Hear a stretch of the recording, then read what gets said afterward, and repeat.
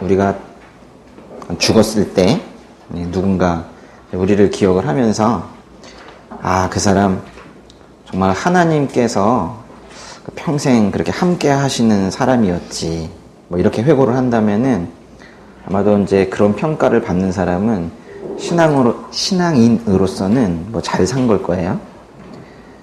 하나님께서 함께 하시는 사람, 그렇게 성경에 표현된 인물이 있는데요.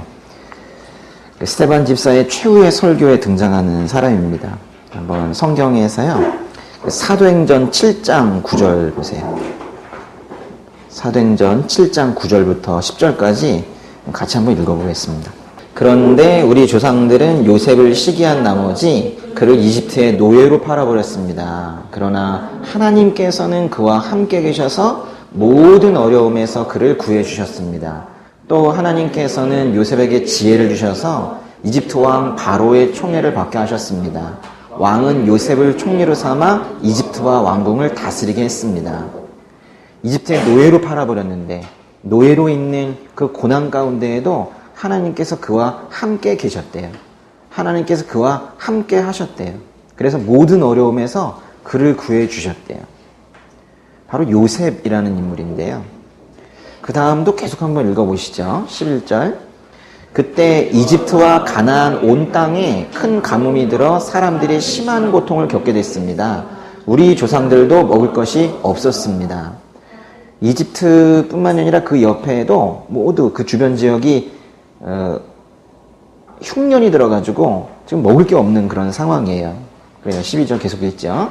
야곱은 이집트에 곡식이 있다는 소문을 듣고는 우리 조상들을 처음으로 그곳에 보냈습니다.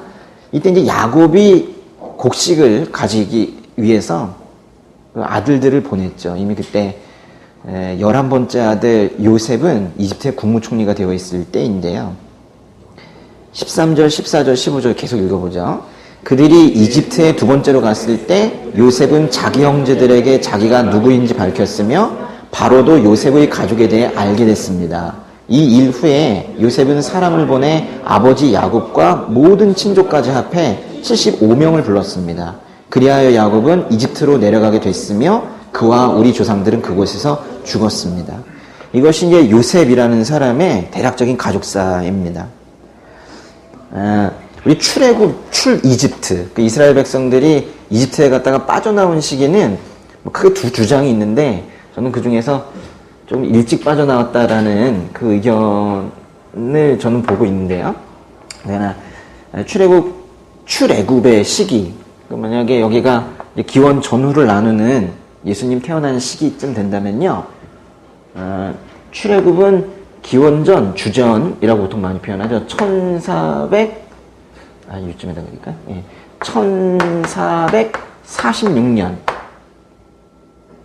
그래서 딱 1446년 더가 뭐 있다 그랬어요?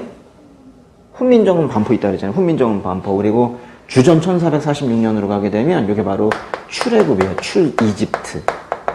그러니까 이집트에서 빠져나왔다. 뭐 이런 얘기예요. 요셉이라는 사람은 언제 죽었냐면 1805년에 죽었어요. 1805년에. 언제 태어났냐면 1915년에 태어났어요. 이만큼이 요셉의 삶입니다. 그럼 요셉은 몇 살까지 산 거예요? 110세. 그죠? 110살까지 살았던 거예요. 이 정도 차이가 나는 거예요. 출애굽하기 이 직전에 있었던 사람이 당연히 모세겠죠? 모세는 한 요쯤 태어났을 거예요.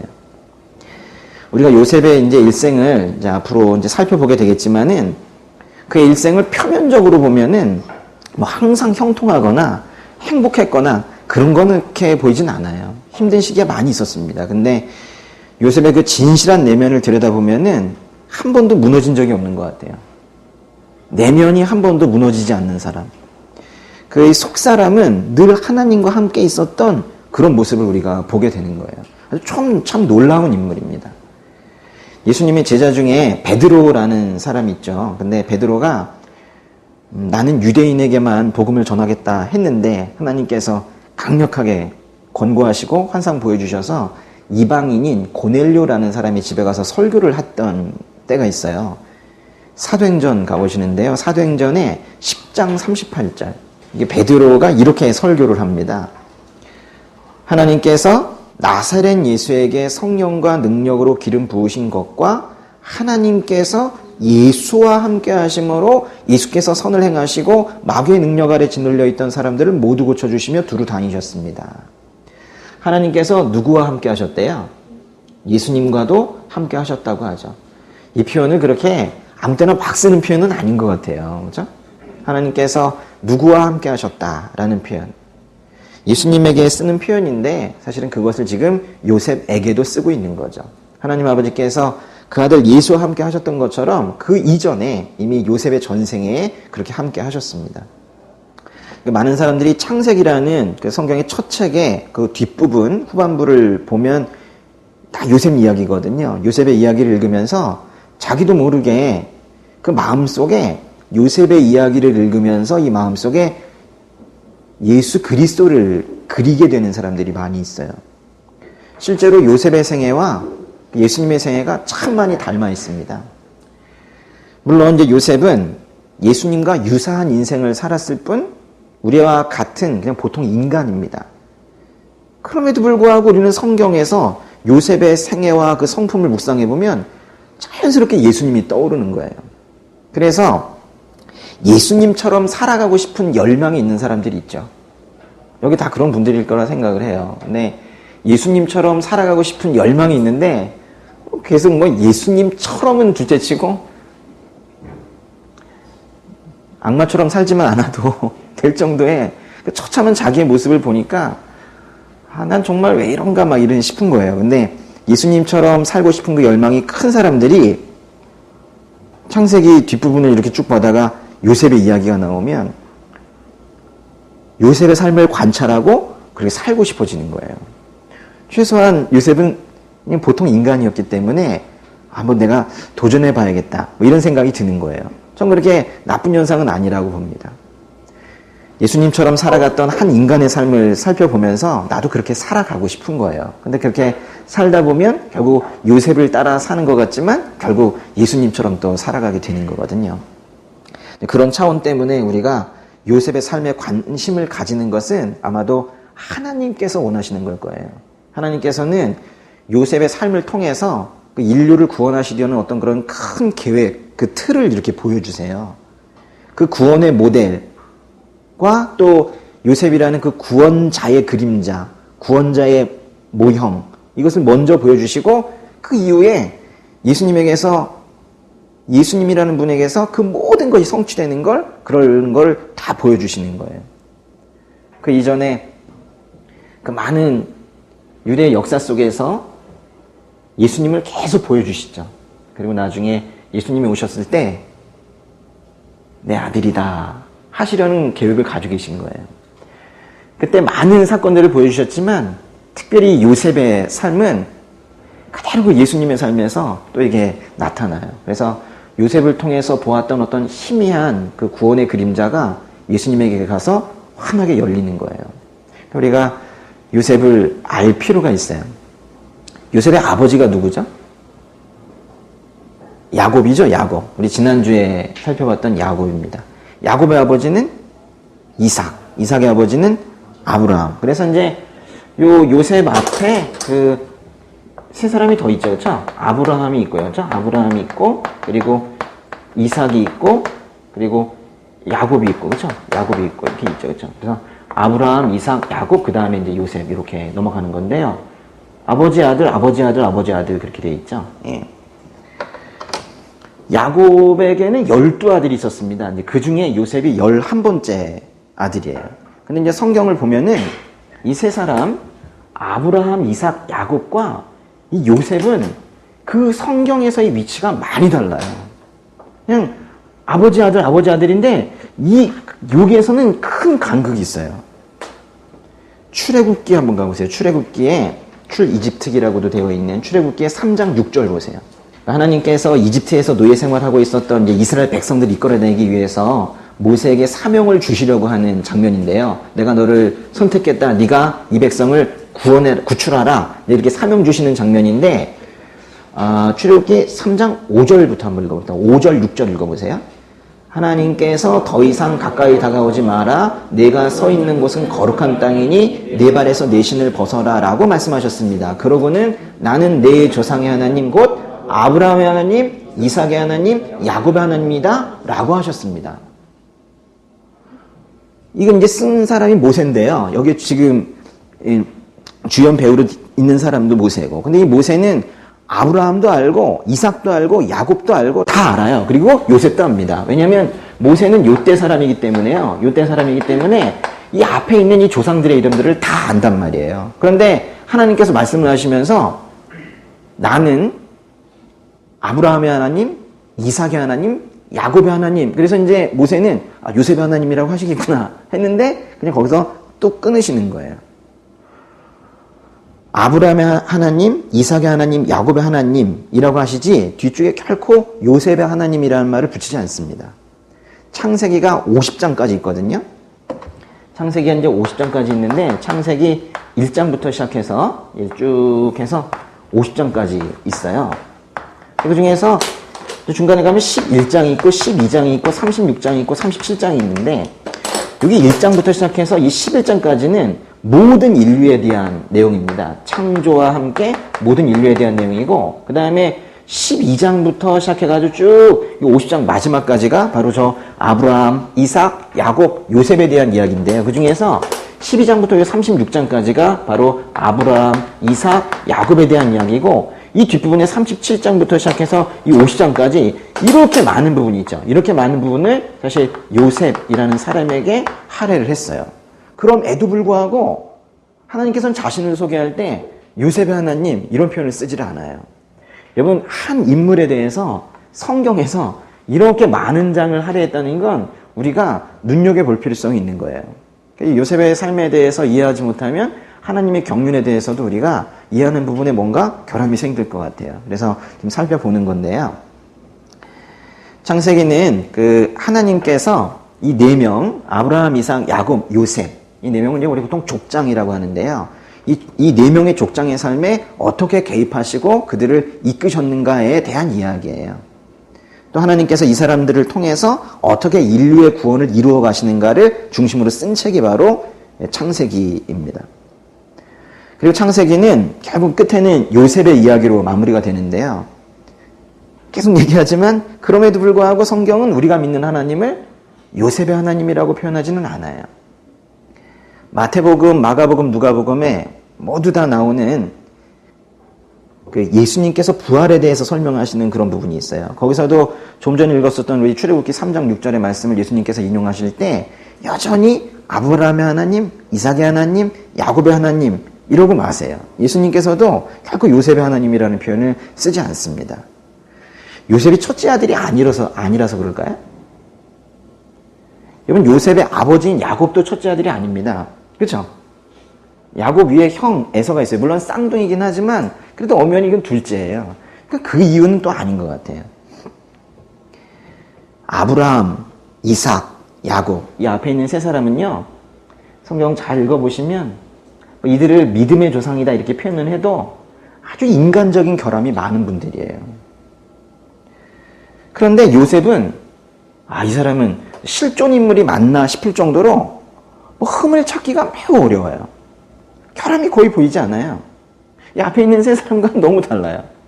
저는 이런 생각도 해요. 그래서 아브라함의 하나님, 이삭의 하나님, 야곱의 하나님 이 결점 많은 인간들을 이끌어 가시는 그 하나님 저는 그렇게 생각을 합니다. 근데 요셉에게서는 그런 게 나오질 않아요. 그래서 흠결이 없는 사람이 어디 있어? 이래가지고 많은 신학자들과 설교자들이 애를 써가지고 이제 요셉에게 흠결을 내려고 이런 말을 한 건 분명히 속에 부정적인 의미가 있는 거야. 이래가지고 계속 찾아내고 있지만 결국 실패합니다. 저는 이제 이 요셉 이야기를 몇 주를 하게 될지 모르겠어요. 근데 오늘 다 못 끝내는 건 확실합니다. 그런데 요셉의 이야기를 쭉 나눠보려고 하는데요. 요셉 이야기 나눈 동안에 여러분이 그 구원의 비밀에 대해서 알고 있었던 생각들, 또 예수님에 대해서 생각했던 것들, 또 바로 즉 성도의 삶의 방향에 대해서 생각했던 이런 것들이 한 단계가 좀 이렇게 업그레이드 되는 그 믿는 자로 살아가는 우리의 그 삶의 뿌리가 한 번은 이게 송두리째 흔들려줘야 되는데요. 그래가지고 뿌리에서 썩은 뿌리들이 다 잘려나가고 새로운 뿌리 위에 이제 새순이 이렇게 돋는 그 과정이 신앙생활에 계속 있어야 됩니다. 근데 이번에 그 요셉 이야기를 나누는 동안에 이제 그런 일들이 좀 생겼으면 좋겠어요. 신약 성경 중에 히브리서라는 게 있습니다. 히브리서로 한번 가면 히브리서 저 뒤쪽에 있는데요. 히브리서 11장에서는 그 믿음의 사람들을 소개를 합니다. 그래서 구약의 인물들을 두고 왜 이래서 이 사람은 믿음의 사람인가를 소개를 해요. 히브리서 11장 8절로 가시면요. 아브라함에 대한 이야기인데요. 믿음으로 아브라함은 부르심을 받았을 때 순종해 장차 유업으로 받을 것으로 나아갔습니다. 그런데 그는 어디로 가는지 알지 못하고 나아갔습니다. 하나님께서 가라 하니까 그냥 갔거든요. 어디로 가는지 모르고 일단 떠나라. 그리고 중간에 이제 알려주셨어요. 어딘지. 그러니까 이런 믿음. 이게 아브라함의 믿음이라는 거예요. 그래서 아브라함의 믿음에 대해서 가장 많이 씁니다. 히브리서에서 쭉 써가다가요. 그러다가 11장 20절로 가보세요. 이삭에 대한 내용인데요. 믿음으로 이삭은 장래일을 두고 야곱과 에서를 축복했어요. 근데 그거를 믿음이래요. 아니, 아버지가 아들을 축복한 거를 믿음이래요. 이거 뭔가 생각해 봐야 될 일인 것 같고, 그 다음 절에 히브리서 11장 21절에 믿음으로 야곱은 죽을 때 요셉의 아들들을 각각 축복했으며 자기 지팡이 머리에 몸을 기대며 하나님께 경배했습니다. 요셉의 아들들이면 손자들인데요. 거기를 각각 축복했다. 뭐 이것도 믿음이래요. 아니, 축복기도 이렇게 하는 것이 믿음입니까? 그러니까 여기는 좀 뭔가 큰 의미가 있는 것 같아요. 참 특이한 말씀이죠.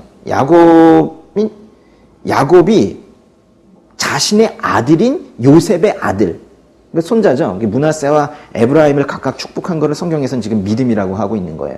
또 그 다음 절에 보시면은 이게 중요한 건데요. 히브리서 11장 22절 같이 읽겠습니다. 믿음으로 요셉은 죽을 때에 이스라엘 자손이 이집트에서 떠날 것에 대해 자기의 뼈에 대해 지시했습니다.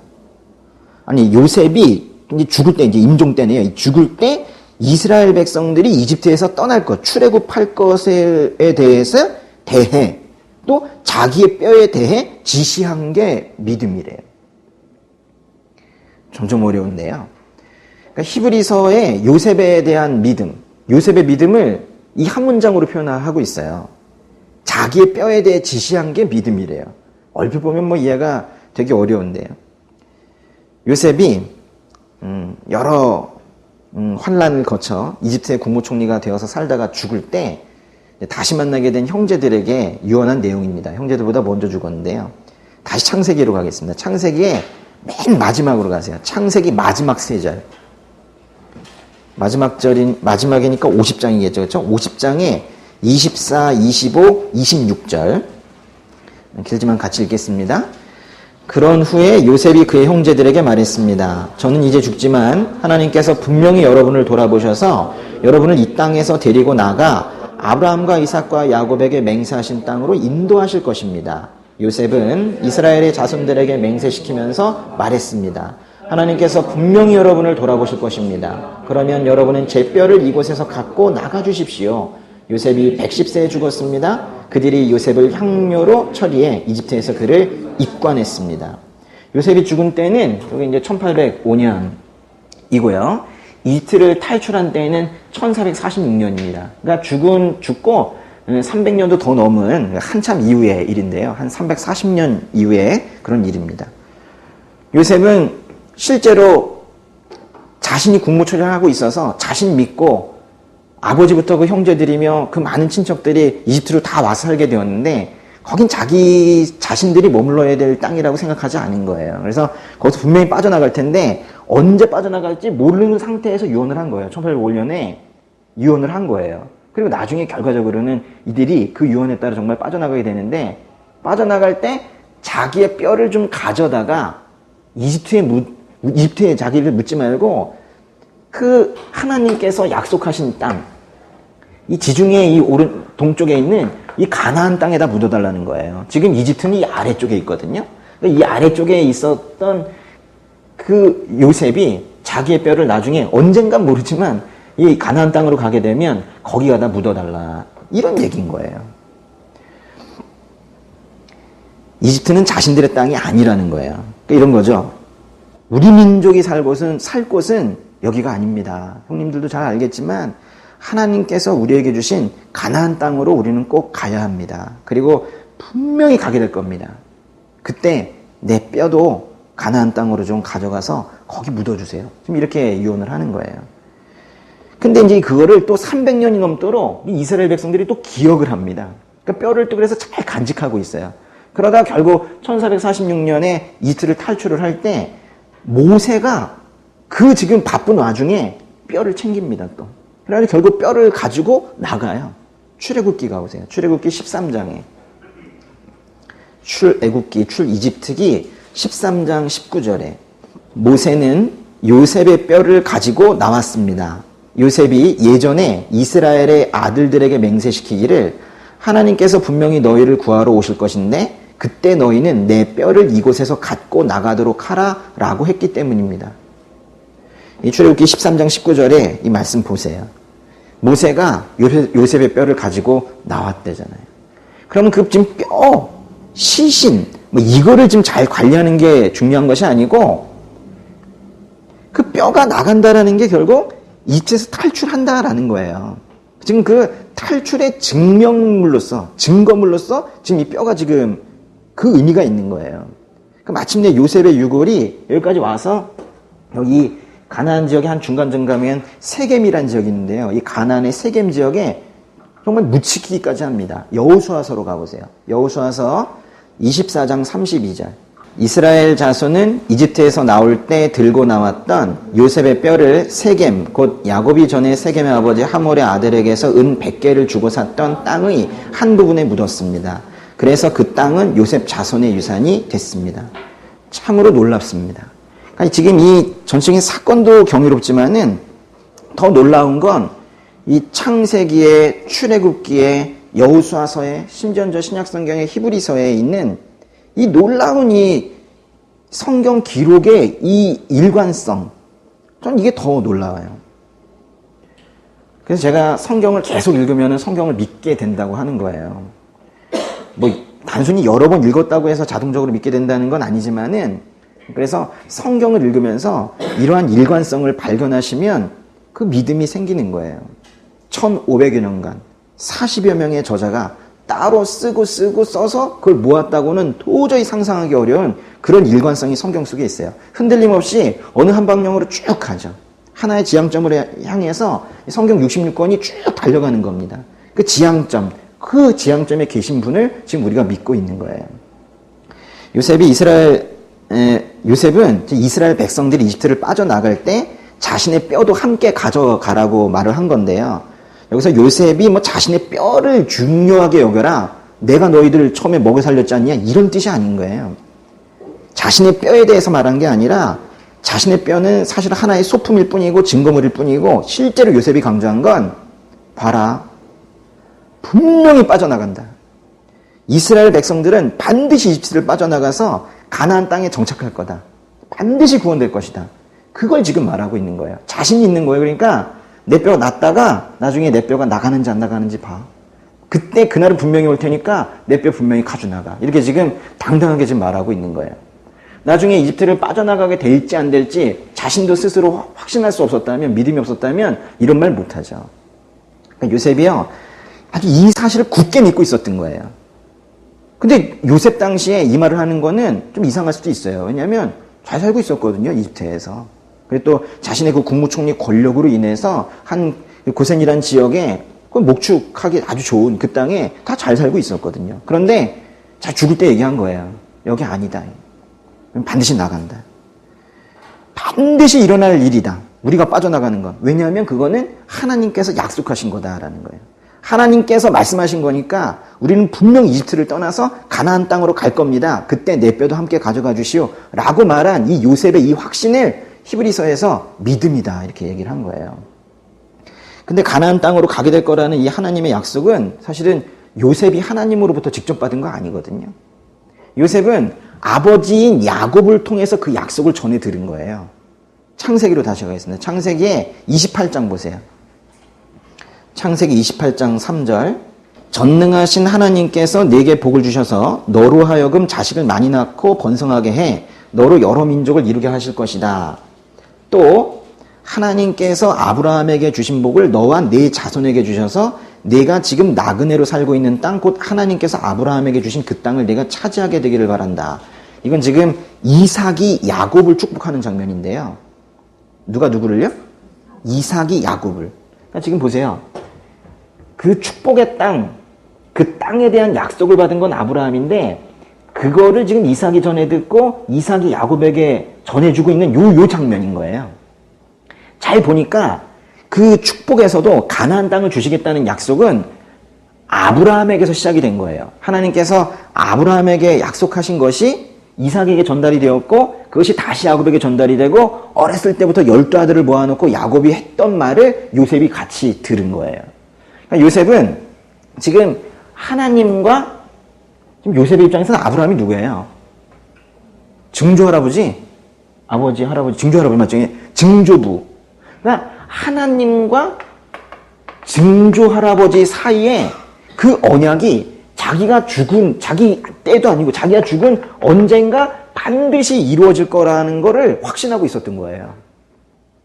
하나님께서 자기 이전의 약속을 하나님께서 하신 말씀이라는 그 이유 하나만으로 자기 이후에 언젠가 이루어질 것이라고 확신하고 있었던 그 요셉의 확신을 지금 믿음이다 이렇게 표현을 해 주신 거예요. 부럽지 않습니까? 증조부가 어느 날 기도 중에 받은 하나님의 말씀을 지금 그 증손자가 아멘 이러고 있는 거예요. 그것도 지금 그 증손자 대에 이루어지는 게 아니라 그로부터 몇 대가 더 지나갈지 몇백 년이 더 지나갈지도 모를 그 일이 반드시 이루어질 것이라고 오직 이유는 하나 하나님께서 약속하셨기 때문에 그것에 대해서 지금 아멘 이러고 있는 거예요. 그 하나님과 아브라함 사이에 있었던 그 구체적인 언약의 내용이 뭔지 한번 볼 필요가 있을 것 같아요. 창세기 15장으로 가겠습니다. 창세기 15장에요. 13절. 이게 지금 이 내용이 요셉까지 가고 있는 거거든요. 얼마나 놀라운 말씀인지 몰라요. 창세기 15장 13절에요. 이게 지금 이제 하나님과 아브라함 사이의 언약인데요. 여호와께서 즉 아브라함에게 말씀하셨습니다. 너는 분명히 알아라. 내 자손이 다른 나라에서 나그네가 이런 거 중요해요. 네 자손이 다른 나라에서 나그네가 돼 그들을 섬길 것이며 400년 동안 그들은 네 자손을 괴롭힐 것이다. 뭔가 400년 동안 노예 생활을 하게 될 거라는 거예요. 14절에 그러나 내가 네 자손들이 섬기던 그 민족을 반드시 심판할 것이며 그 후 네 자손이 많은 재산을 갖고 나올 것이다. 근데 이집트를 빠져나올 때 이 사람들 실제로 이집트 사람들에게서 많은 재산을 가져 나왔거든요. 지금 이것도 나중에 그대로 성취됐어요. 15절에 그러나 너는 복된 노년을 보내다가 평안 속에서 땅에 묻혀 네 조상에게로 돌아갈 것이다. 16절에 네 자손은 4대 만에 여기로 돌아올 것이다. 이는 아모리 족속의 죄악이 아직 가득 차지 않았기 때문이다. 해가 지고 어둠이 덮이자 연기난 화로와 불붙은 횃불이 그 쪼갠 고기들 사이로 지나갔습니다. 고기를 둘로 쪼개놓고 그 사이를 이렇게 지나가는 이거는 계약하는 형식을 말하고 있는 건데요. 지금 하나님께서 아브라함과 함께 언약을 지금 체결하고 있는 그런 모습인 거예요. 18절 계속 보시면 그날에 여호와께서 아브라함과 언약을 맺으시며 말씀하셨습니다. 이때부터 이제 땅의 경계를 이 경계 있죠? 여기 이 가나안 땅의 경계를 지금 아예 구체적으로 말씀하세요. 내가 네 자손에게 이집트 강에서부터 큰 강 유프라테스 강, 여기 이집트 강이면 이쪽이고요. 유프라테스 강이 이쪽인데 이만큼을 다 주겠다는 거예요. 그다음에 곧 겐 족속과 그니스 족속과 감문 족속과 헷 족속과 브리스 족속과 르반 족속과 아무르 족속과 가나안 족속과 기르가스 족속과 여부스 족속의 땅이다. 그러니까 여기에 원래 이쪽에 있었던 몇 명 안 되는 그 아브라함 또 이삭, 야곱, 이 야곱의 가족들이 잠시 이 이집트에 가 있는 동안에 이 지역에는 다른 민족들이 지금 살고 있는 거예요. 근데 지금 이 예언대로 한다면 한 400년 살게 된다면 여기 완전히 정착을 해서 이렇게 살고 있겠죠. 그러면 19절부터 그 21절까지 무슨 족속 나오는 건 거기서 이제 대표적으로 거기 가나안 족속이라는 말이 21절에 있잖아요. 그래가지고 이 전체적인 땅을 가나안 땅 이렇게 사실 부르고 있는 거예요. 그런데 그 창세기 15장에 그 13절을 좀 다시 보시면은 네 자손이 다른 나라에서 나그네가 돼 그들을 섬길 것이며 400년 동안 그들은 네 자손을 괴롭힐 것이다. 여기 보세요. 지금 아브라함 때라고요. 그 다음 때. 이때 이제 이 요셉 때 얘기인데요. 요때 결국 이집트에 노예 생활하게 되는데, 아브라함은 그때 하나님께서 지금 이 약속을 주실 때 여기 있을 때 주셨거든요. 이거 잘 살고 있는데, 너 잠깐 한 400년 동안 너희 후손들이 고생한다. 400년 동안 딴 나라에 가 있다가 나중에 400년 있다 여기 돌아온다. 지금 그 말씀을 지금 하고 있는 거예요. 근데 거기 이제 400년 동안 그들은 내 자손을 괴롭힐 것이다. 라고 했고, 16절에는 내 자손은 4대 만에 여기로 돌아올 것이다. 이는 아모리 족속의 죄악이 아직 가득 차지 않았기 때문이다 했는데요. 400년 동안 다른 나라에서 고생을 하다가 다시 가나안 땅으로 돌아올 것이다. 이런 말씀인데, 가나안 땅에 아모리 족속의 죄악이 가득 찰 때 돌아온대요. 또 이제 아모리 족속이라는 말도 여기 전체에 이제 대표격으로 얘기하는 건데, 이 지역에, 그러니까 이스라엘 백성이 이집트에 있을 때 여기 400년 동안 가나안 족속, 여부스 족속, 또 여기 나오는 그 많은 그 이방인 민족들이 여기에 있으면서 우상 숭배한단 말이에요. 그래가지고 죄악이 가득 차 있을 때 그때 여기를 심판하고 이 땅을 너희에게 다시 돌려주겠다. 이런 말씀드린 거예요. 그리고 13절에는 400년 있다 돌아온다고 했고 16절에는 4대라고 했는데 400년이 딱 4대는 아니죠. 그래서 400년이면 4대는 훨씬 넘어가겠죠. 그죠? 히브리 원문에서 400년은 정확하게 400년 딱 이렇게 나와요. 근데 4대라는 거는 정확하게 해석하기 좀 힘들어요. 그냥 내 시기, 내 기간 이런 건데 여기 4대라고 하는 거예요. 아마도 13절에서 400년이라고 먼저 명확하게 표현했기 때문에 뒤쪽에서는 대강으로 표현한 거라고 저는 생각하고 있는데요.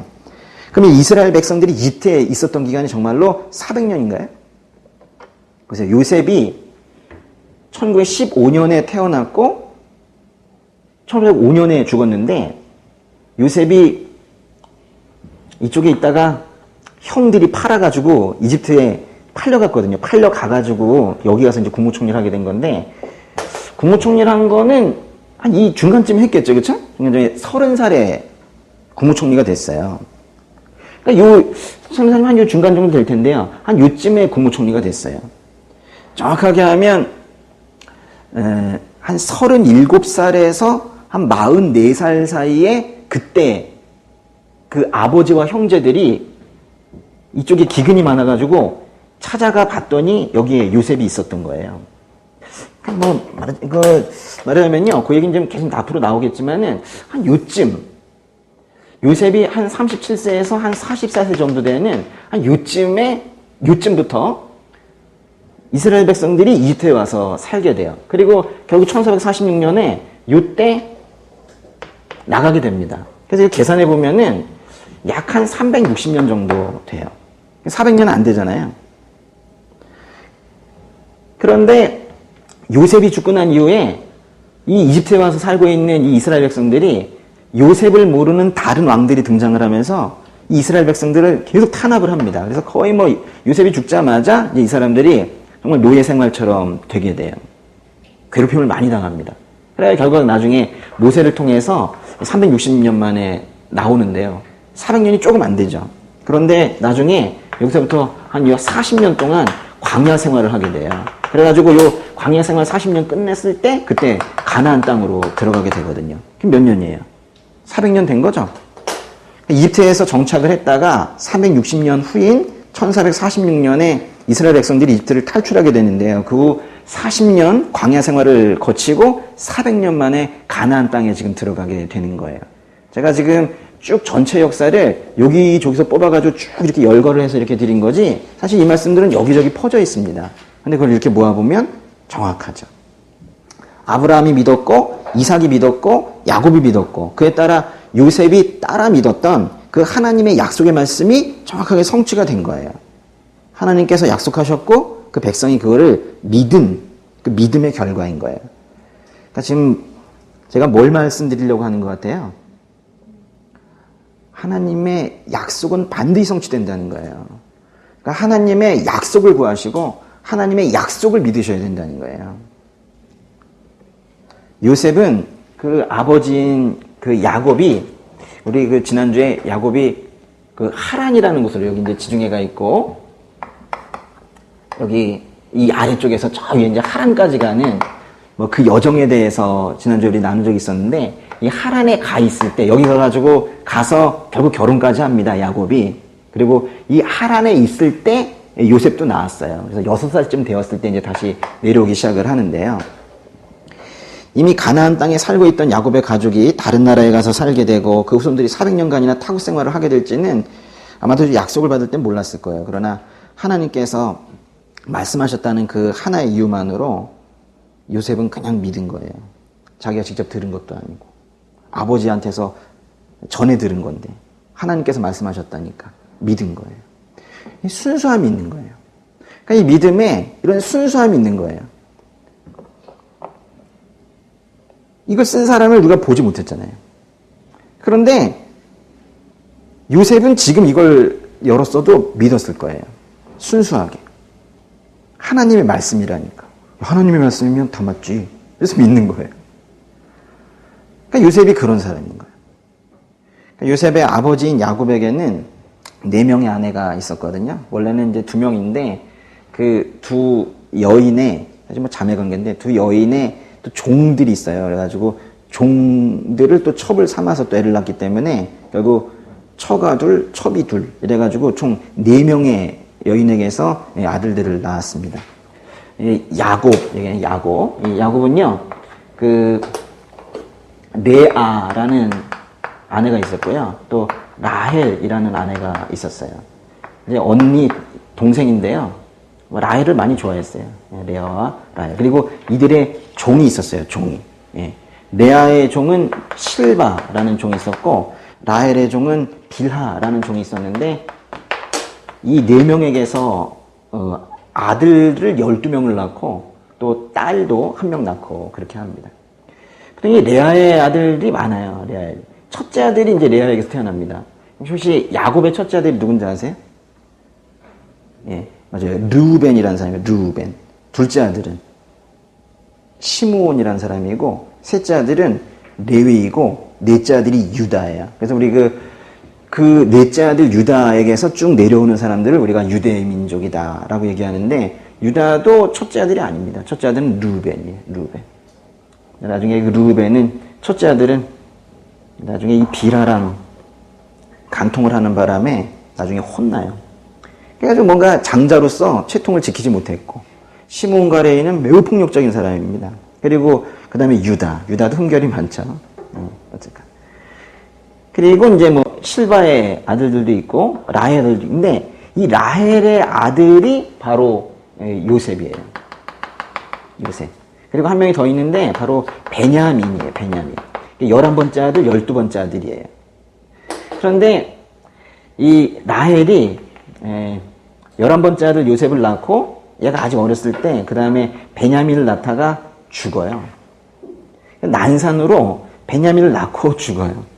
그래가지고 나머지 아들들은 다 생모가 있는데 이 요셉과 베냐민만 엄마가 없이 자라는 거예요. 그래가지고 요셉과 베냐민은 레아가 키우게 됩니다. 그러니까 야곱의 11번째 아들 요셉이 그래도 자기 동생이라고 같은 엄마의 동생은 한 명밖에 없는데 핏줄이 베냐민을 보면서 좀 뭐 각별한 그런 마음이 좀 들었겠죠. 성경에는 없는데 요셉과 관련된 영화가 하나가 있어요. 옛날 영화. 거기에 어떤 장면이 나오냐면 상상으로 만든 건데 베냐민이 막내죠. 진짜 막내가. 베냐민이 잠을 못 자고 막 이러면서 뒤척거리고 있어요. 그랬더니 요셉이 너 왜 그래? 그랬더니 형들이 내가 엄마를 죽였대. 뭐 이러면서 나오는 그런 장면이 있어요. 그랬더니 요셉이 그렇지 않아. 그럼 누가 죽였어? 나도 모르겠어. 뭐 이러면서 이제 잠드는 뭐 이런 장면이 있고 그래요. 그러니까 요셉에 대한 본격적인 이야기는 요셉이 17살 때부터 이제 시작이 되는데요. 오늘 말씀입니다. 창세기 37장으로 갈게요. 창세기 37장 1절, 2절 같이 읽겠습니다. 야곱은 자기 아버지가 살았던 가나안 땅에 살았습니다. 야곱의 가족에 관한 이야기는 다음과 같습니다. 요셉은 17세의 소년이었는데 자기 형들과 함께 양치는 일을 했습니다. 요셉은 자기 아버지의 아내들인 빌하와 실바가 낳은 아들들을 도왔습니다. 요셉은 형들의 잘못을 보면 그대로 자기 아버지에게 전했습니다. 요셉은 양을 키우는 목동이었는데요. 요셉만이 아니라 그 집안 전체가 목축업하는 집안이에요. 양 키우는 집안이라고요. 근데 요셉은 자기 아버지의 아내들인 누구랑 누구야? 이게 빌하와 실바는 다 이 종들이에요. 레아와 라헬 입장에서는 종이지만은 아브라함의 입장에서는 첩이죠, 첩. 예. 그들이 낳은 아들들과 예, 그 같이 팀이 되어가지고 양을 쳤다는 거예요.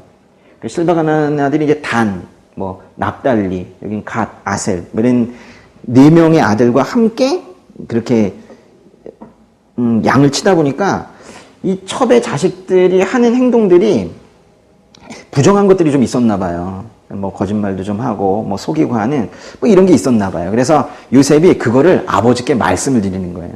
이러이러한 일들이 형제 사이에 안 좋은 일이 있습니다. 이러면서 말씀을 드린 거예요. 이제 사람들은 딱 이 부분을 잡는 거예요. 이 부분 때문에 요셉은 고자질쟁이다. 요셉은 험담꾼이다. 뭐 이렇게 이제 폄하를 하는 거예요. 근데 저는 아무리 봐도 이 부분이 그렇게 읽혀지지가 않거든요. 요셉이 뭔가 잘못된 부분을 아버지한테 이야기했다. 전 이걸 험담이나 고자질로 저는 안 보이는데 여러분 그렇게 보이십니까? 저는 그냥 정직해 보이거든요. 야곱은 아들만 12이었고 딸도 디나라는 딸 또 한 명 있고요. 얼마나 자식들이 많아요. 그러니까 그 안에 아마 부정직한 부분들이 그런 행동이나 뭐 이런 것들이 얼마나 많았겠어요. 그들 사이에서 부모는 모르게 골마 터지고 있는 그런 문제점들이 많이 있었을 거예요. 요셉은 그런 것들을 이제 권위자인 아버지께, 야곱에게 그렇게 쭉 말씀을 드린 거예요. 그러니까 우리가 막 험담이라고 하면 어떤 사람이 이제 험담을 할 때 그 말을 듣는 사람이 험담의 대상인 그 사람을 낮게 평가하도록 또는 등을 돌리도록 아주 그 사람이 나쁜 것만 이렇게 골라가지고 말하거나 또는 조금 잘못했어도 크게 부풀려가지고 허물을 과장해서 이런 게 험담이죠. 근데 요셉은요, 쭉 행동들을 보건대 형들을 전혀 싫어하지 않았어요.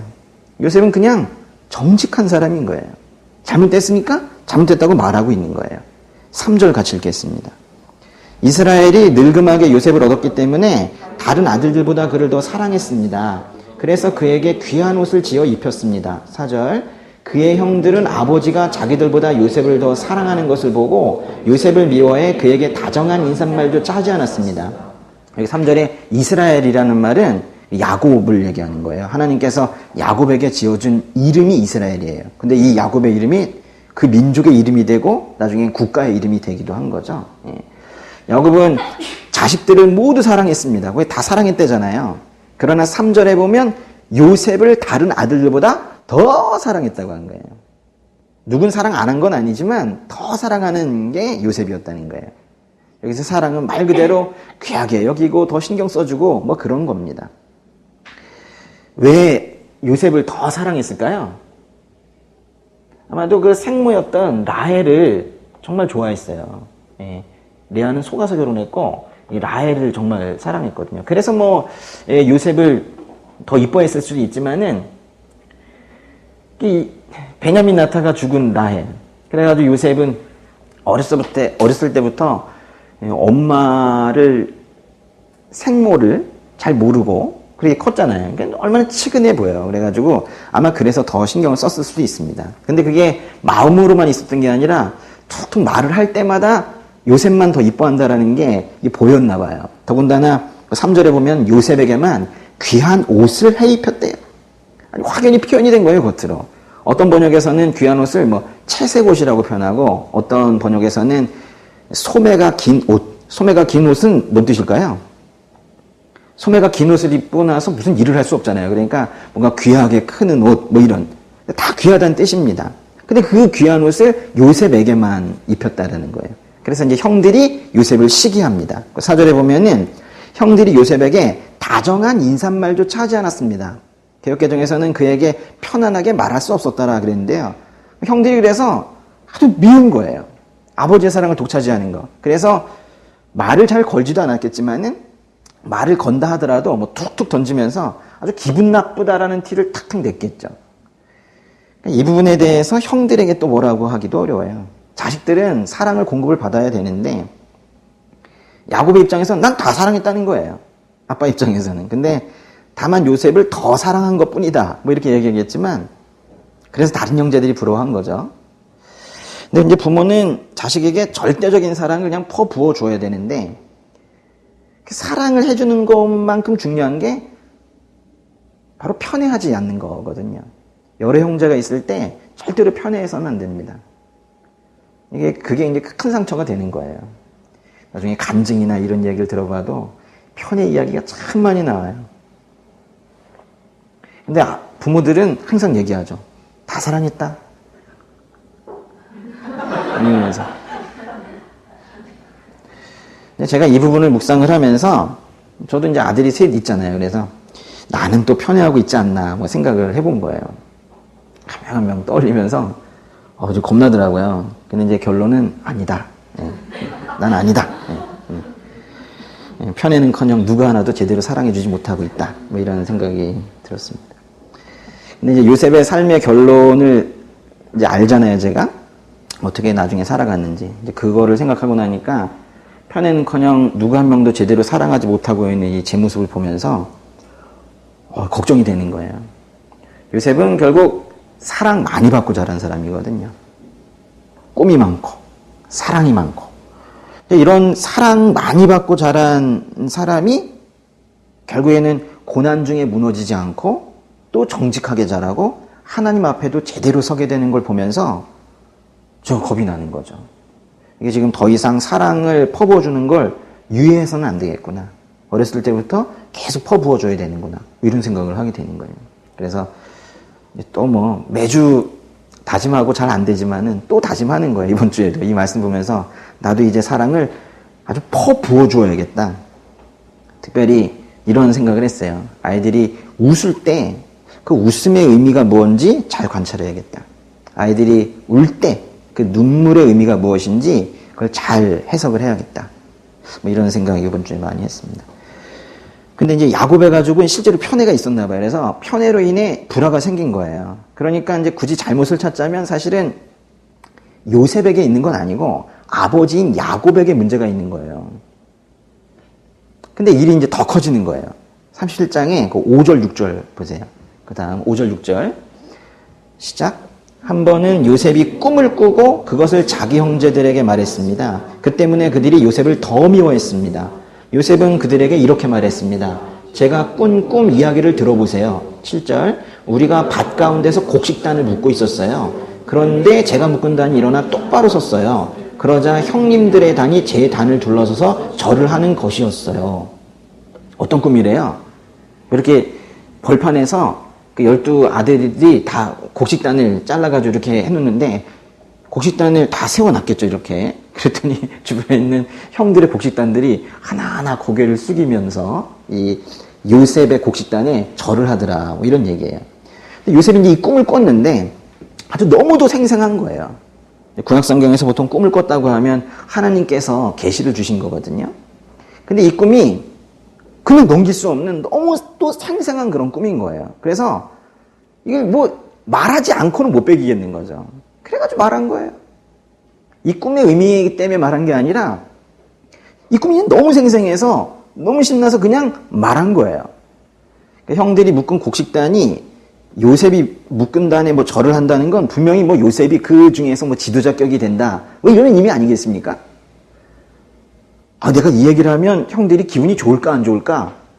뭐 그런 생각을 한 게 아니고 그냥 하나님께서 주신 그 영상이 그 꿈이 너무도 생생해서 숨길 수가 없는 거예요. 그냥 막 속에서 막 올라오는 거예요. 막 얘기하고 싶은 거죠. 막 펑펑펑 터지는 걸 그냥 그거를 그냥 말해버린 거예요. 그러니까 요셉은 투명한 사람이에요. 아주 투명한 사람이에요. 그러니까 다른 사람들처럼 음흉하지 않아요. 겉다르고 속다른 그런 사람이 아니에요. 요셉은 이것저것 숨기며 살질 않아요. 그러니까 이런 사람을 보통 찾아보기가 힘드니까 이런 사람들이 오해를 좀 받아요. 근데 음흉한 사람들은 이런 이제 투명한 사람을 경박하다 이러면서 흉봐요. 또는 너무 막 다 얘기하니까 솔직하지 못한 자기의 모습은 오히려 예의 바르다고 착각하고 투명한 사람들은 가볍다고 말해요. 그러면서 그 투명한 사람은 전혀 뭐 악한 의도 없이 한 어떤 행동에 쟤 왜 저러지? 이래가지고 그걸 가지고 화도 내고 미워하기도 하고 혼자 막 상처도 받고 막 그러고 있는 거예요. 근데 당황스러운 건 형들이 이 요셉의 꿈 이야기를 듣고 정말 명확하게 해석을 하는데요. 8절에 보시면 형들이 그에게 말했습니다. 네가 정말 우리의 왕이 되며 네가 정말 우리를 다스리겠다는 것이냐? 형들은 요셉의 꿈과 그가 한 말 때문에 요셉을 더욱더 미워했습니다. 네가 우리의 왕이 되겠다는 거냐? 네가 정말 우리를 다스리겠다는 거냐? 뭐 이렇게 묻는 거잖아요. 근데 이제 요셉이 꿈을 꾼 건 지금 이게 17살 때인데 정말로 13년 후에 즉 30살 됐을 때 정말 이집트의 국무총리가 됩니다. 이집트와 주변 지역에 찾아온 엄청난 흉년을 헤쳐나가는 그 이집트의 총책임자가 됐기 때문에 실제로 뭐 거의 왕의 역할을 하고 있었던 거거든요. 그러니까 말하자면 이 꿈이 그대로 사실 성취가 되는데요. 국무총리가 이제 되고요. 30살이 되고 그리고 7년이 지나고 흉년이 시작이 되어서 또 2년이 지나고. 잘 보세요. 17살에 이 꿈을 꿨어요. 그런데 13년 후 30살이 되었을 때 국무총리가 됐어요. 그리고 7년 동안 쭉 다스리다가 흉년이 시작되고 2년 있다가, 그러니까 7년 더 지나고 2년 지나서 다 더하면 22년인데요. 그 꿈을 꾸고 22년째 되던 해에 정말 이집트의 곡식을 사러 온 형들이 그게 요셉인지 모르고 자기들이 팔아버린 요셉인지 모르고 그 요셉의 앞에 무릎을 꿇고 절을 하는 이런 광경이 펼쳐지는 거예요. 결국 이제 이 꿈이, 이 예언이 성취가 되는데요. 근데 그 당시에 이 형들은 그 예언의 성취에 대해서 도저히 뭐 그게 뭔지 생각할 수는 없었겠죠. 그냥 그 지금의 그 꿈 이야기가 자신들을 무시한 것 같고 요셉 이 녀석은 그냥 교만한 것만 같고 그래가지고 기분이 나쁜 것 뿐이죠. 근데 그렇게 꿈을 꾸는 일이 한 번 더 생긴 거예요. 그 9절, 10절 읽어보겠습니다. 그 후 요셉이 다시 꿈을 꾸고 형들에게 말했습니다. 보세요, 제가 또 꿈을 꿨는데 해와 달과 11개의 별들이 제게 절을 했어요. 요셉은 형들뿐만이 아니라 아버지에게도 그 꿈 이야기를 했습니다. 그러자 그의 아버지가 그를 꾸짖으며 말했습니다. 무슨 그런 꿈을 꾸었느냐? 그러면 나와 내 어머니와 내 형들이 정말 네게 와서 땅에 엎드려 네게 절하게 된다는 말이냐? 요셉의 상태를 다들 이해하지 못하고 있는 거예요. 그러니까 요셉은 이 이야기를 하면서 누구를 기분 나쁘게 하고 싶은 마음은 추호도 없어요. 그냥 그저 지금 요셉은 신난 거예요. 너무도 생생한 그 꿈이 내가 꾸려고 해도 이런 꿈 못 꾸겠다 싶은 하나님께서 주신 것만 같은 그 너무나도 확실하게 느껴지는 그 꿈이 너무 생생해서 그냥 말하고 싶은 거예요.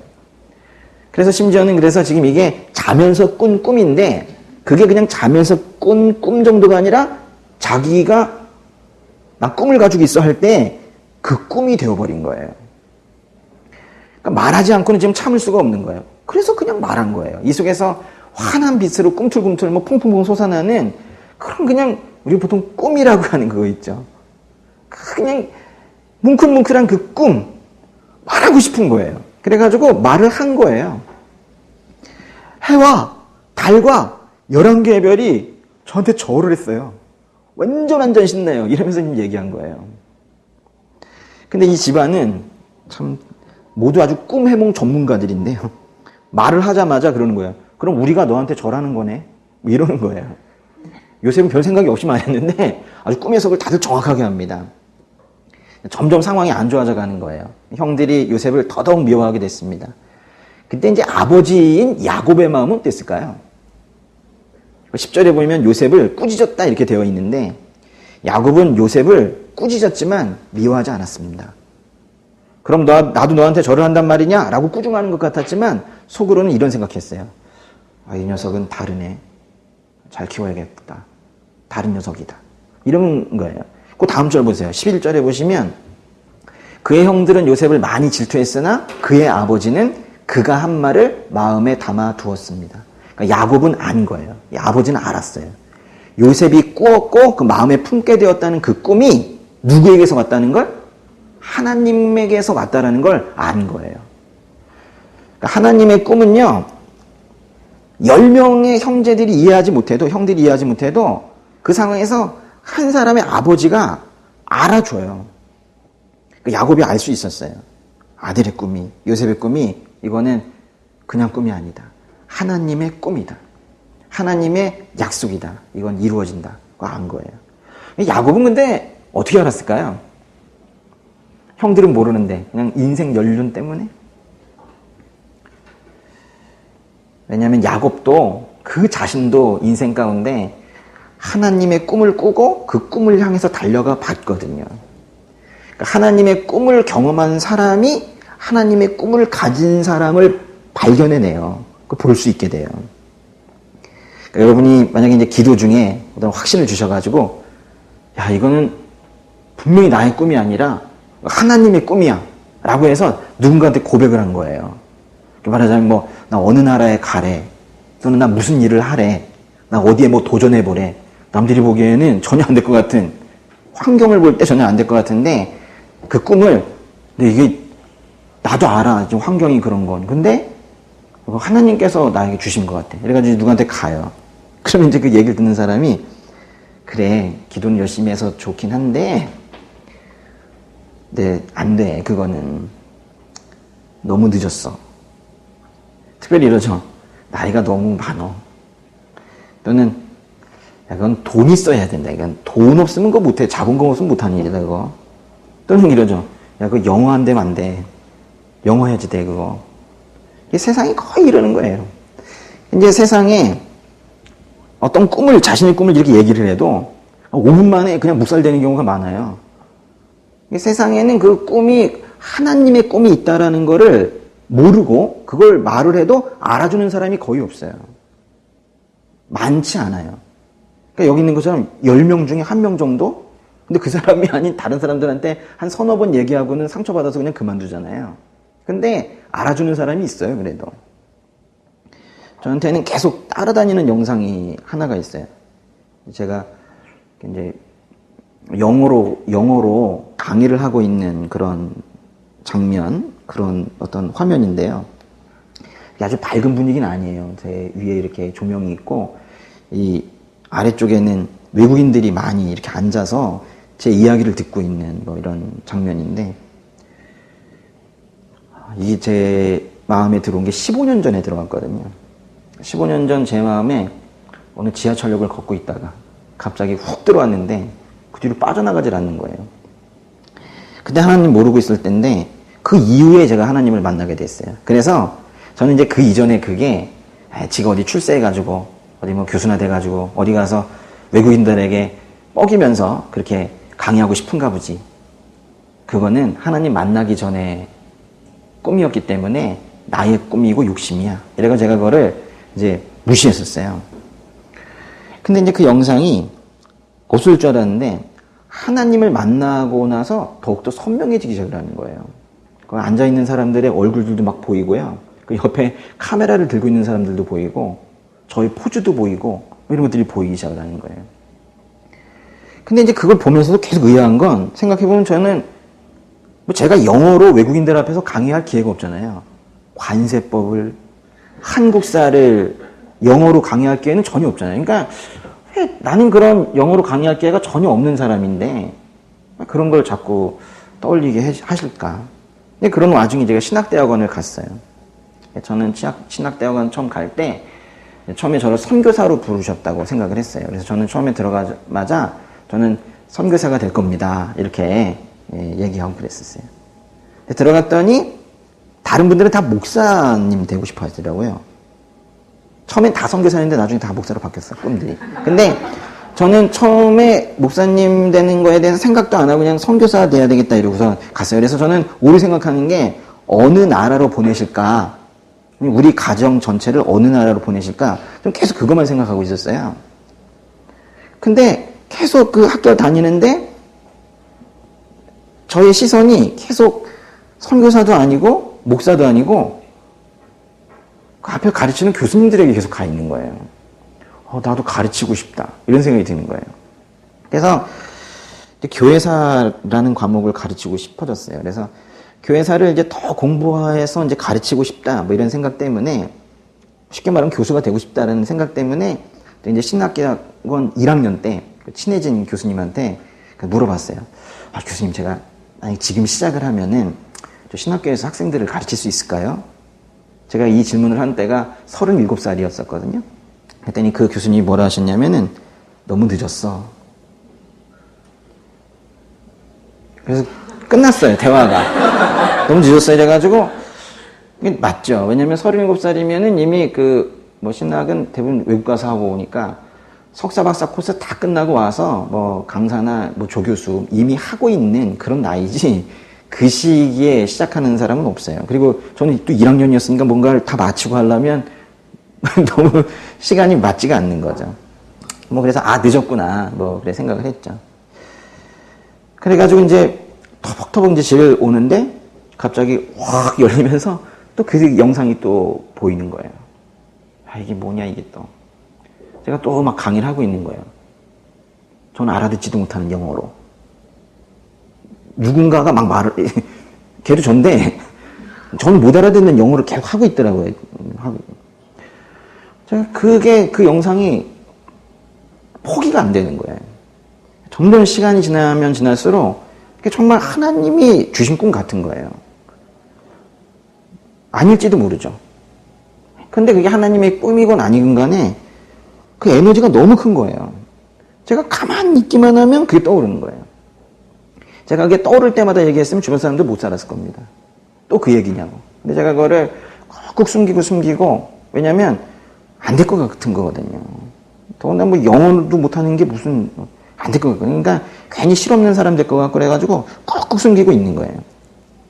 현실을 보면은, 교수 코스를 밟아가기에는 나이도 일단 너무 많고, 하여튼 제일 큰 게 영어였는데, 헬로우도 제대로 못하는 마당에 영어로 강의를 한다는 건 완전히 불가능한 상황이기 때문에, 그래, 그만하자, 이랬죠. 그러면서 5년이 지난 거예요. 1학년 했다가 이제 5년 지났죠. 올해 여름에 한 교수님을 만났어요. 함께 이제 밥을 먹다가, 그 얘기를 꺼내려고 한 게 아닌데 어떻게 하다 보니까 공부하는 얘기가 나왔어요. 제가 사실 예전에 이런 마음이 있었는데 5년 전에 교수님께서 안 된다고 말씀하셔가지고 제가 포기를 했었습니다. 그리고 제가 20, 30대도 아니고 이렇게 얘기를 하고 있는데 그 교수님께서 갑자기 좀 공부하셔야 해요. 그러는 거예요. 그래서 제가 속으로 뭐라 그랬냐면 말씀이라도 감사합니다. 제가 이제 그리고 이제 몇 달 동안 또 이제 그 영상이 떠오를 때마다 또 억누르고 막 그런 거예요. 제가 이제 그 다음 코스를 석사 다음이 뭐예요? 박사라는 거 알아요? 그 다음 코스를 이제 가고 싶은 거예요. 그런데 이제 교회사 박사 코스를 가고 싶은 거예요. 근데 그러면 이제 외국에 나가야 되는데 여기 제가 버려놓은 일들이 이렇게 많고 가족의 상황에 가지고 이런 생각이 들 때마다 괴로우니까 제가 빨리 그걸 꺼버리는 거예요. 오프 돼가지고 꺼버리고.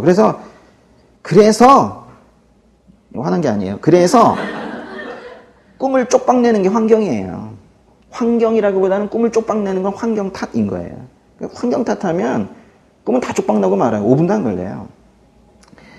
근데 제가 다니는 학교에, 외국은 아니지만 제가 다니는 학교가 외국인들이 훨씬 더 많이 다니는 학교인데, 거기 이제 영어 과정 박사 코스가 있어요. 제가 이번에 쭉 보니까는 모든 조건이 다 되는데, 영어가 안 돼. 그래가지고 못 가요, 제가.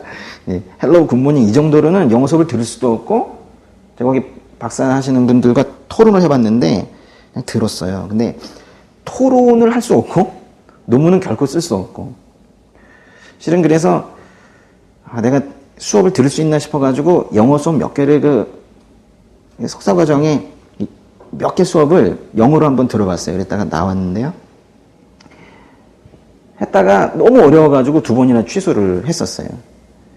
그래가지고 여기선 학생들한테 영어가 돼야 공무원 된다라고 말하면서 저는 영어 때문에 계속 너무 힘든 거예요.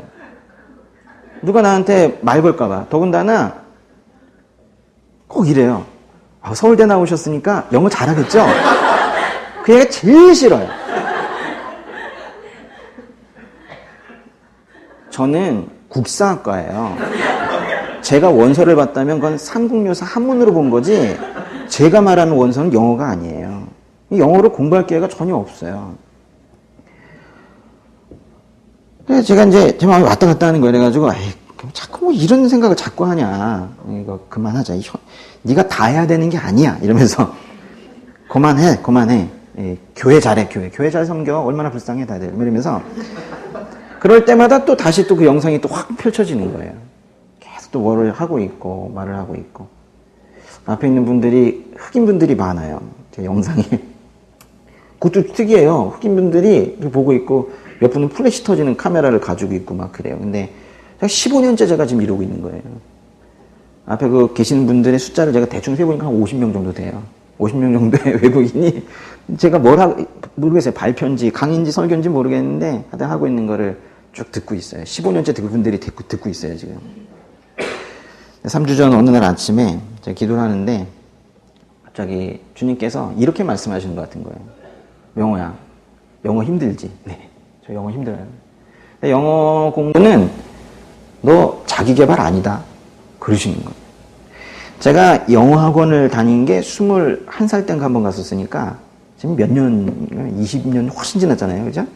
그 뒤로는 영어 학원을 가본 적이 없는데 그 뒤에 영어 공부를 해보려고 했을 때마다 제가 그만뒀던 건 조금 하다가 말았어요. 왜냐면 필요도 없거니와 좀 한국말은 잘하잖아요. 근데 이게 필요도 없거니와 지금 그게 문제냐. 하나님의 말씀을 전하는 게 중요하지. 그거는 자기 개발인데 너 지금 왜 세상 거 따라가려고 하냐. 이러면서 자꾸 그거를 내려놓고 중단하고 이러고 있었던 거예요. 그런데 3주 전에 아침에 너 그거 자기 개발 아니야. 너 착각하지 마. 이러시는 거예요. 충격이 컸었어요. 왜냐면 그동안 저를 위해서 영어를 해야 되나 말아야 되나 이렇게 고민하다가 나를 위한 걸 왜 하니? 응? 영혼들을 위하고 가족들을 위하고 이웃들을 위한 걸 해야지 나를 위한 걸 왜 하니? 이래가지고 제가 그래서 쉽게 포기할 수 있었거든요. 영어에 대해서. 근데 자기 개발이 아니라는 거예요. 뭔가 쓰시겠다는 그런 의미로 저는 들렸어요. 그리고 그날 갑자기 저 인도 북부의 선교지에 가서 일을 돕고 싶다는 생각이 막 드는 거예요. 거기다 영어 쓰고 있거든요. 그럼 영어 필요한데? 그런 생각이 딱 들었어요. 제가 어떻게 했을까요? 바로 영어학원을 등록을 했어요. 3주 됐어요, 지금. 물론 이제 지난 3주간 학원만 가면 갑자기 과묵해지는 저를 보면서 매우 점잖습니다. 고개는 잘 끄덕이죠. 이러면서 아주 3주간 엄청 좌절하고 있지만은 그래도 제가 거길 지금 가고 있는 그 나이 득수구레 한 사람이 거의 다 어려요. 근데 득수구레 한 사람이 혼자 가 있는 그게 제가 일신영달하기 위해서 추구하는 꿈이 아니라 하나님께서 주신 꿈이 맞다면은 그분이 이루실 것이다 라는 생각이 드는 거예요. 그래서 제가 1년치를 결제해버렸어요. 학원비를. 앞으로 1년간 하나님께서 방언 터지게 하듯이 영어를 터지게 해주시길 바라고 있고요. 그럼 1년 후에 그 다음 코스가 무엇인지 한번 여쭤보려고요. 42살에 새아들의 아빠가 이제 영어 공부 시작을 해가지고 그 다음에 공부 시작하면 언제 끝날지 모르는데 그래도 시작을 한다는 거예요. 요셉 이야기를 하다가 여기까지 왔는데요. 17살에 꾼 꿈이 22년 만에 실제가 된 요셉을 묵상하다가 보니까 제가 15년간 꾸고 있는 이 꿈이 하나님의 꿈이 아닐까 이런 확신이 점점 더 들기 시작을 한 거예요. 요셉과 저를 견줄 수는 없지만은 요셉의 꿈과 저의 꿈은 견줄 수 있다라는 자신감을 하나님께서 주셨어요. 왜냐하면 다 하나님의 꿈이니까. 저는 말씀을 잘 가르치고 싶습니다. 복음 아니고는 답이 없어요. 복음이 없는 곳에는 아무것도 없어요. 그래서 가르치고 싶어요. 응원해 주시고 여기 계신 분들 뿐만이 아니라 또 우리 영상도 많이 보고 계시는데 그 설교 들으시는 게 모든 분들이 모두 나에게 이런 하나님의 꿈이 있다. 내가 하고 싶은 욕심 말고요. 나에게 하나님의 꿈이 있다. 그런 거 고백하는 이 계절이 돼야 돼요. 첫눈 왔죠. 여기 밖에 거리에만이 아니라 우리 마음속에 이렇게 소박하게 하나님의 꿈이 쌓여서 내 욕심이나 세상이 만든 꿈이 아니라 우리를 구원하신 주님께서 주신 그 꿈으로 우리 앞으로의 시간이 인도되길 바랍니다. 하나님의 꿈은 반드시 이루어집니다. 전 그렇게 믿어요. 왜요? 하나님께서 직접 이루시기 때문에. 우리가 하는 게 아니거든요. 그렇게 이제 하나님의 꿈에 완전히 붙들려서 사는 그런 인생 되세요. 그런 인생 다 되시기를 예수 그리스도의 이름으로 축원합니다.